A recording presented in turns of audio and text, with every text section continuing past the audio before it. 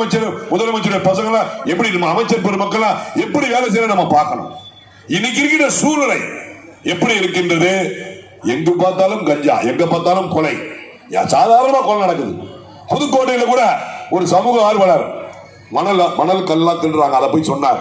Lorry ஏற்றி கொல்லப்படுகிறார் ஜவஹர் அலி, ஒரு சமூக ஆர்வலர் லாரி ஏற்றி கொல்லப்படுகிறார். அந்த டிரைவர் வந்து போலீஸ்ல ஸ்டேட்மெண்ட் கொடுக்குறாங்க. என்ன ஸ்டேட்மெண்ட் கொடுக்குறார்?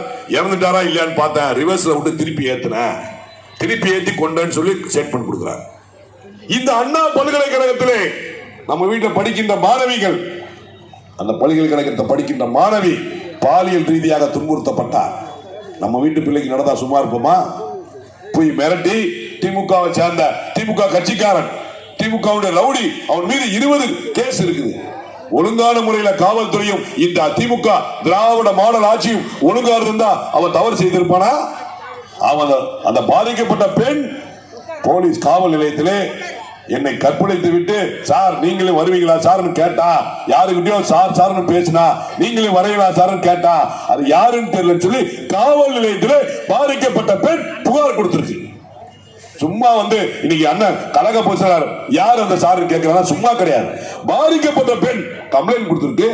மக்களின் குரலாக, தமிழ்நாட்டு மாணவ மாணவிகளின் குரலாக, மாணவர்களின் குரலாக சட்டமன்றத்தில் எதிர்கட்சி தலைவர் முதலமைச்சரிடம் கேட்கிறார். எப்ப அவன் யாரு, உங்க கட்சிக்காரன் சொல்றாங்க, அது என்னன்னு பாருங்க, நடவடிக்கை எடுங்க, யார் அந்த சார்னு கேட்கிறார். உடனே முதலமைச்சருக்கு பொத்துக்க மாட்டேது, கோவம் வருது. ஏன் கோவம் வருது? தப்பு செய்ய எந்த கட்சிக்காரரும் தண்டனை கொடுக்க. என் தாய் தங்க தலைவி புரட்சி தலைவி அம்மா சங்கராச்சாரியார் தப்பு செஞ்சார், தூக்கி உள்ள வச்சாங்க. சங்கராச்சாரியார் தப்பு பண்ணார், தூக்கி உள்ள வச்சாங்க. என் தலைவி எதற்கும் அஞ்சாத இயக்கம் அனைத்து இந்திய அண்ணா திமுக இயக்கம். யாருக்கும் அடிபடியான இயக்கம் அனைத்து இந்திய அண்ணா திமுக இயக்கம். நாங்களாம் புரட்சி தலைவி அம்மாவால் வளர்க்கப்பட்டவர்கள். இவங்க என்ன இன்னைக்கு ஆட்சிக்கு வரணும், ஆட்சியாளர்கள் இன்னைக்கு கேவலப்படக்கூடிய ஆட்சி. எங்கு பார்த்தாலும் இன்னைக்கு அந்த ஞானசேகரன் அவனை வந்து ஒன்னும் பண்ண முடியல. அவனை வந்து ஜெயில போறா, அவனுக்கு கூடிய தண்டனையை பெற்றுக் கொடுங்க. எங்க கட்சிக்காரர், உங்க கட்சிக்காரன் சொல்றாங்கன்னா, முதலமைச்சர் சட்டமன்றத்தில் சொல்றார், எங்களுடைய திமுக கட்சிக்காரன் இல்ல, அவரு எங்களுடைய அனுதாபி அப்படின்னு சொல்றாரு. நம்ம ஊர்ல கோவில் இருக்கிற தலைவர் வச்சிருப்பாங்க, கோவில்லாம் வச்சு நடத்துவாங்க, சின்ன சின்ன கோயிலாம் வச்சுவாங்க. அப்போ வசூல் பண்ணுவாங்க. வசூல் பண்ணிட்டு என்ன பண்ணுவாங்கன்னா, கணக்கு எழுதுவாங்க.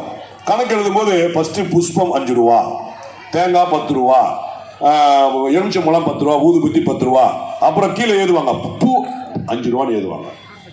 பூவும் ஒண்ணுதான், புஷ்பமும் ஒண்ணுதான். நம்ம மக்களுக்கு புரியாது. அங்க உட்கார்ந்து இருக்கவங்களாம் அதை படிச்சோன்னே தலைவர் கரெக்டா சொல்றாருப்பா கணக்கு. பூ